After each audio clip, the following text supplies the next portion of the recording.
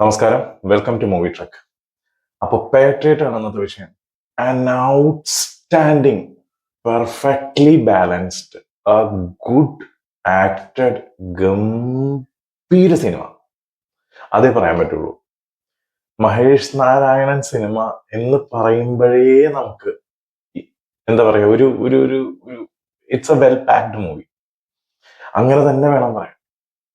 അതും ചെറിയ ചെറിയ നമുക്ക് പ്രോബ്ലംസ് ഉണ്ട് ഇതിനകത്ത്. എനിക്ക് കുറച്ച് ചില ഇടങ്ങളിലും ചില മൈനോറിറ്റീസ് തോന്നിയിട്ടുണ്ട്. പക്ഷേ അതെല്ലാം മാറ്റി നിർത്താവുന്ന അത്ര രീതിയിൽ അവർ ഈ പടം ബിൽഡ് ചെയ്ത് വെച്ചിട്ടുണ്ട്. അയ്യോ, ആദ്യമേ തന്നെ സ്റ്റാർട്ട് ചെയ്യാം. Acting well. ആക്ടിങ് ഒരു രക്ഷയില്ല. ഔട്ട് ആൻഡ് ഔട്ട് ഒരു മമ്മൂക്ക ഷോ തന്നെയാണ് പടം. പിന്നെ ഫസ്റ്റ് ഹാഫ് മമ്മൂക്കയുടെ ഒരു ഫുൾ സാന്നിധ്യമാണ്. സെക്കൻഡ് ഹാഫിലാണ് ലാലേട്ടന്റെ എൻട്രി വരുന്നത്. പക്ഷേ ലാലേട്ടന്റെ എൻട്രി കുറച്ച് കുറവാണ്. എന്നാൽ പോലും ഗംഭീര എൻട്രി ആയിരുന്നു. ഗംഭീരമായിട്ട് അവർ വിഷ്വലൈസ് ചെയ്തിട്ടുണ്ട്. നല്ല ബ്യൂട്ടിഫുൾ ആയിട്ട് കാണിച്ചിട്ടുണ്ട്. ഇവരെ രണ്ടുപേരും കൂടാതെ കുഞ്ചാക്കോ ബോബൻ അഭിനയിച്ചിട്ടുണ്ട്. പിന്നെ രേവതി ഉണ്ട്. പിന്നെ നയൻതാര. പിന്നെ മെയിൻ ആയിട്ട് പറയേണ്ടത് സെറീൻ ഷിഹാബ് എന്ന് പറഞ്ഞിട്ടുള്ള നടി, അതായത് ആട്ടം മൂവിയിലെ നായികയായിട്ടുള്ള. പിന്നെ എടുത്തു പറയേണ്ടത് രാജീവ് മേനൻ. എന്താ ഫഹദാണ് ഈ പടത്തിലെ വില്ലൻ എന്ന് എല്ലാവർക്കും അറിയാം. പക്ഷേ അൺഎക്സ്പെക്ടഡ് സാധനമായിരുന്നു രാജീവ് മേനൻ. അയ്യോ, അങ്ങേര് ബ്ലാസ്റ്റ് ആക്കി ശരിക്കും പടം. ഒരു ഫഹദ് ഒരു ആന്റി ഹീറോ ആയിട്ട് നിൽക്കുമ്പോഴും നമുക്ക് സ്കോർ തോന്നുന്നത് രാജീവ് മേനോനാണ്. രാജീവ് മേനൻ നിന്ന് സ്കോർ ചെയ്യണം പടം. അടിപൊളിയായിരുന്നു രാജീവ് മേനൻ. പിന്നെ എന്താ പറയാ, സ്റ്റാർട്ടിങ് തന്നെ രേവതി കുറച്ച് ക്യാരക്ടേഴ്സും കാര്യങ്ങളൊക്കെ ഇൻട്രൊഡ്യൂസ് ആവുന്നുണ്ട്. ഒരു ക്രൈമാണ്. നോർമലി ഒരു ട്രെയിലറിൽ തന്നെ കാണിച്ചിട്ടുണ്ട്. മൊബൈലില് ആപ്പ് ഇൻസ്റ്റാൾമെന്റും അതിന്റെ ഇഷ്യൂസും, പിന്നെ അതിൽ നിന്ന് ഫ്രോഡും, അങ്ങനെ അങ്ങനെ കുറെ സൈബർ ക്രൈം ആണ് ഇത്. മെയിൻലി ഫോക്കസ് ചെയ്യുന്ന സൈബർ ക്രൈം ആണ് പടം ഫോക്കസ് ചെയ്യുന്നത്. അതില് പെട്ടുപോകുന്ന ആൾക്കാരും അവരെ രക്ഷിക്കാനായിട്ട് കഷ്ടപ്പെടുന്നതും, അങ്ങനെ അങ്ങനെ അങ്ങനെ അങ്ങനെ അങ്ങനെ കുറച്ച് കുറച്ച് കുറച്ച് കുറച്ച് കാര്യങ്ങളാണ് പടം മെയിൻലി ഫോക്കസ് ചെയ്യുന്നത്. ഇതിനകത്ത് സ്റ്റോറി ഒബ്വിയസ്ലി നമുക്ക് ട്രെയിലറിൽ കണ്ടിട്ടുണ്ട്. സ്റ്റോറിയേക്കാൾ ഉപരി അതിന്റെ സ്ക്രീൻ പ്ലേ ആണ്. സ്ക്രീൻ പ്ലേ എടുത്തു വെച്ചേക്കുന്നത് ഭയങ്കര ഭംഗിയായിട്ട് ചെയ്തേക്കുന്നവര്. ഇങ്ങേര് മഹേഷ് നാരായണൻ തന്നെയാണ് ഇതിന്റെ കഥയും തിരക്കഥയും പുള്ളിയാണെന്ന് തോന്നുന്നു. തിരക്കഥ സംവിധാനം പുള്ളി തന്നെയാണ് ചെയ്തേക്കുന്നത് മെയിനായിട്ട്. പിന്നെ ഇത് കൂടാതെ ഇവരുടെ ആക്ടിങ്ങും കൂടാതെ ഇവർ ഒരു പടി മുകളിലേക്ക് കയറ്റിയത് സുഷിനാണ്. സുഷിൻ ഒരു ഹാൻഡ്സ് ഓഫ് ആണ്. എന്റെ പൊന്നു, ആ മനുഷ്യൻ എന്ന് പറഞ്ഞിട്ടൊരു ട്രാക്കില്, ഇതിന്റെ ഒരു ഒറ്റ ട്രാക്ക്, സിംഗിൾ ട്രാക്ക് ആണെന്ന് ഒന്നും വന്നേക്കുന്നത്. വേറൊരു ട്രാക്കും കൂടി ഉണ്ട്, പക്ഷെ അത് അത്ര സെറ്റപ്പ് ഇല്ല. എന്ന മനുഷ്യൻ എന്ന് പറഞ്ഞ ഒരൊറ്റ ട്രാക്ക് എന്താ സാധനം ചെയ്തു വെച്ചേക്കണേ. അതിനകത്ത് ഇൻഫ്ലുവൻസേഴ്സിന്റെ കുറച്ച് കൊളാബറേഷനും കാര്യങ്ങളൊക്കെ അതിനകത്ത് ആ സോങ്ങിൽ വരുന്നുണ്ട്. പക്ഷെ അത് ഭയങ്കര ബ്യൂട്ടിഫുൾ ആയിട്ടാ ചെയ്തു വെച്ചേക്കണേ. മമ്മൂക്കയുടെ ഡയലോഗ് കൂടിയൊക്കെ വരുമ്പോ എന്റെ പൊന്നു, അടിപൊളി എക്സ്പീരിയൻസ് ആയിരുന്നു പടം. ഞാൻ പടം കണ്ടിട്ട്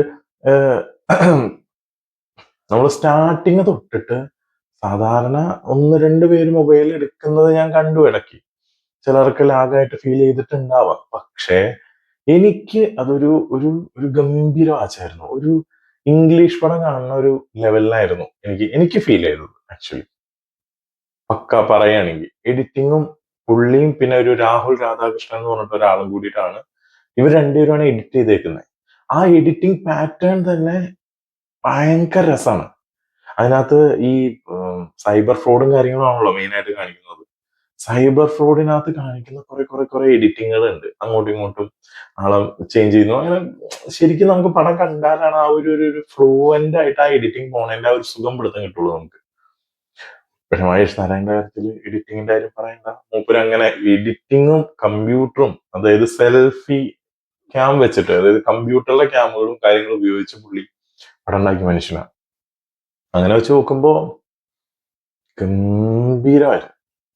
പിന്നെ ഈ രണ്ടുപേര്, മമ്മൂക്കേനെയും മോഹൻലാലിനെയും വെച്ചിട്ട് ഒരു സിനിമ ചെയ്യാന്ന് വെച്ച് കഴിഞ്ഞാൽ അത് ഭയങ്കര ഹൈലി നമ്മൾ മലയാളികൾ എക്സ്പെക്ട് ചെയ്യുന്ന ഒരു കാര്യമാണ്. ആഫ്റ്റർ 2020ക്ക് ശേഷം ഇവർ രണ്ടുപേരും ഒരുമിച്ച് വരാന്ന് വെച്ച് കഴിഞ്ഞാൽ അത് വെറുതെ ആയിക്കഴിഞ്ഞാൽ ഭയങ്കര പ്രശ്നമാവും. പാളാൻ സാധ്യതയുള്ള ഒരു സ്ക്രിപ്റ്റുമാണിത്. പക്ഷേ ഇതിനെ കഷ്ടപ്പെട്ട് അവരത് ക്ലിയർ ചെയ്തിട്ടുണ്ട്. അത് ആ ഒരു അവരെടുത്തേക്കുന്ന ആ ഒരു സ്ട്രെസ് നമുക്ക് ഫീൽ ചെയ്യാൻ പറ്റും. കാരണം മാക്സിമം കൊടുക്കാൻ ശ്രമിച്ചിട്ടുണ്ട്. മമ്മൂക്ക ആയിക്കോട്ടെ, ലാലേട്ടൻ ആയിക്കോട്ടെ, അവർക്ക് അവരുടെ അവരുടെ ഒരു ആക്ടിങ് കൊണ്ട് അവര് ലെജൻസ് ആണ്. അവരെ കൊണ്ട് പറ്റും. എന്നാലും അവരുടെ ഒരു എന്താ പറയാ ഓവറായിട്ട് അവരെ അങ്ങട് യങ്ങാക്കി പറന്നടി, ചാടി അടി ആ പരിപാടികളൊന്നും ഈ പടത്തിലില്ല. പടം പക്ക ഒരു ക്ലാസ് സെറ്റപ്പിലാ പോകുന്നത്. അങ്ങേര് ഒരു ക്ലാസിന്റെ ആളായതുകൊണ്ട് പക്ക ഒരു ക്ലാസ് സെറ്റപ്പിലാ പോകുന്നത്. നമുക്ക് നല്ലൊരു ഈ ചില ഇംഗ്ലീഷ് പടങ്ങളൊക്കെ ഉണ്ടല്ലോ, ഇങ്ങനത്തെ സൈബർ ഫ്രോഡും അത് അന്വേഷിക്കാൻ നടക്കുന്ന ആ ഒരു ഒരാള് വരുമല്ലോ അന്വേഷിക്കാൻ നടക്കുന്ന ആൾക്കാര്, അവരുടെ ഒരു ഗെയിം ഉണ്ടാവില്ല അങ്ങോട്ട്. അത് ഭയങ്കര ഭംഗിയായിട്ട് അതുപോലെ തന്നെ എനിക്കൊരു ആസ് പെർ മീ എനിക്കൊരു ഇംഗ്ലീഷ് പടം കണ്ട ഒരു ഫീലായിരുന്നു ഈ സിനിമ വന്നത്. I M fully satisfied. പിന്നെ ചെറിയ മൈന്യൂട്ട് കാര്യങ്ങളുള്ളത്, ഒന്ന് ലാലേട്ടന് കുറച്ച് സീൻസ് ഉണ്ടായിട്ടുള്ളൂ എന്ന്. അത് ഈ സിനിമ കണ്ട എല്ലാവർക്കും തോന്നിയിട്ടുണ്ട്. ലാലേട്ടന് കുറച്ച് പോർഷൻസ് വന്നുള്ളൂ. മമ്മൂക്കയാണ് ഔട്ട് ആൻഡ് ഔട്ട് ഈ പടത്തിൽ നിൽക്കുന്നത്. പിന്നെ കുഞ്ചാക്കോ ബോബൻ ആസ് യൂഷ്വൽ എന്താ പറയാ ഒരു ഒരു നമുക്കൊരു വലിയൊരു ഇമ്പാക്റ്റ് ഒന്നുമില്ല, എന്നാലും ഒരു ജസ്റ്റ് ഓക്കേഷ്. ഫഹദും ഓക്കേഷ് മാത്രമാണ്. ഇതിനകത്ത് 3 പേരേ ഉള്ളൂ നമുക്ക് കാത്തിക്കൽ എന്ന് പറയാൻ പറ്റിയത്. ഒന്ന് മമ്മൂക്ക, രണ്ടാമത്തെ ആള് രാജീവ് മേനൻ, പിന്നെ ലാലേട്ടൻ. കാരണം എന്താ വെച്ച് കഴിഞ്ഞാൽ ഈ മമ്മൂക്ക രാജീവ് മേനോനാണ് സ്റ്റാർട്ട് ടു എൻഡ് വരെ പടത്തിലുണ്ട്. ലാലേട്ടൻ കുറച്ച് പോർഷനിലേ വരുന്നുള്ളൂ.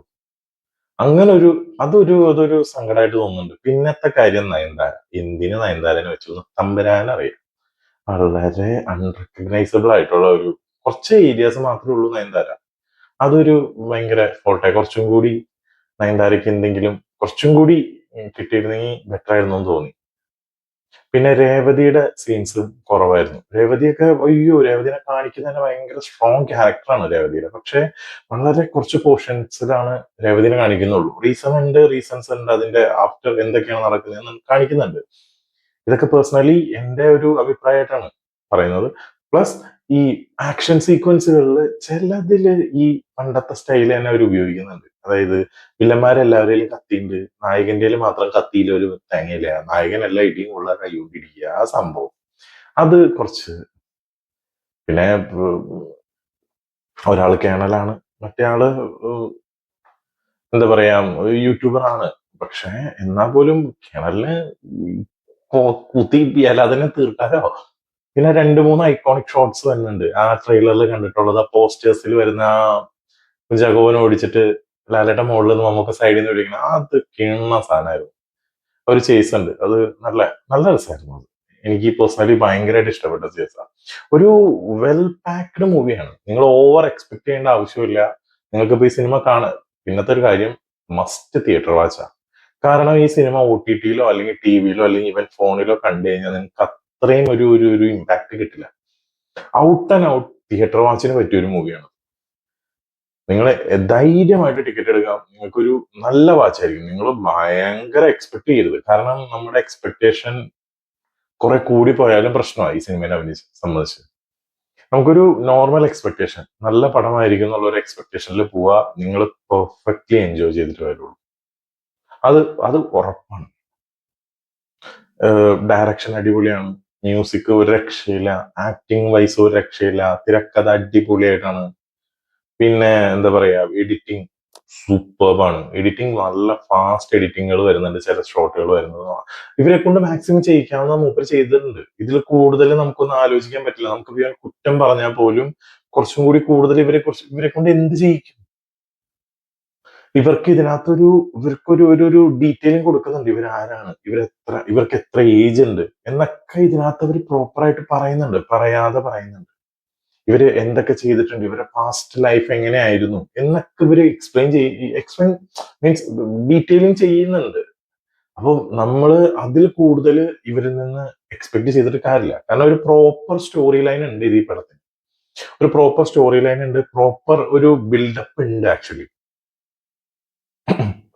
അത് വെച്ച് നോക്കുമ്പോ ഇറ്റ് വാസ് ഗുഡ് എന്ന് വെച്ചാൽ അടിപൊളിയായിരുന്നു പടം.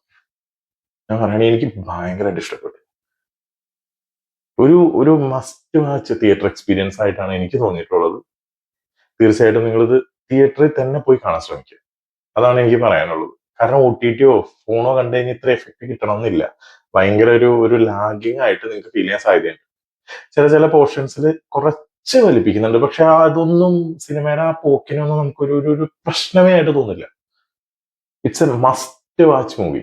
ഗംഭീര എക്സ്പീരിയൻസ് ആയിരിക്കും. പിന്നെ ഈ 2020-ക്ക് ശേഷം ഇവർ രണ്ടുപേരും ഒരുമിച്ച് വരുന്നതാണ് ബ്യൂട്ടിഫുൾ ആയിരുന്നു.